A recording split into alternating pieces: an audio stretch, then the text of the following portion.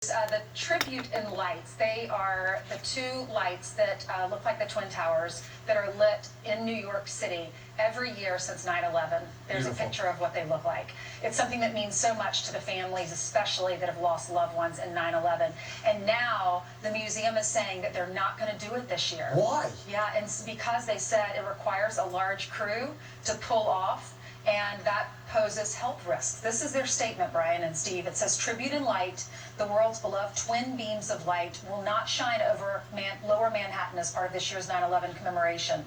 This incredibly difficult decision was reached in consultation with our partners after concluding the health risks during the pandemic were far too great for the large crew required to produce the annual Tribute in Light.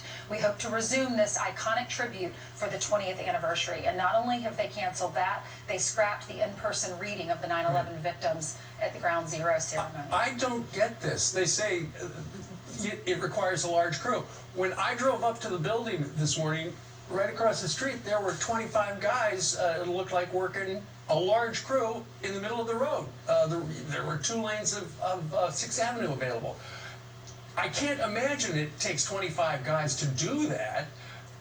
It is curious, because here in New York City, they're talking about sending the kids back to school with the teachers and the kids, and why the museum and memorial has decided to throw in the towel. I don't know. They could, we've heard from the Surgeon General, and we've heard from all sorts of people, wear masks, socially distance. They could pull this off, but for whatever reason, they've decided not to. And meanwhile, what is it for? The sacrifice people made on that day, and the sacrifice that happened after, as we hunted down the people that killed all those people on 9/11, Al-Qaeda and everything else. So all you're asking people to do, and I'm sure you'd get volunteers lined up through the Lincoln Tunnel to put on an N95 mask. We could supply them if you want, and do what they're doing every day in the scaffolding around our building, and they're building things at LaGuardia Airport, and nobody's worried about their welfare. But to point lights into the sky, you'd have volunteers from coast to coast to show that. Brian? That is just a kick in the teeth and another unnecessary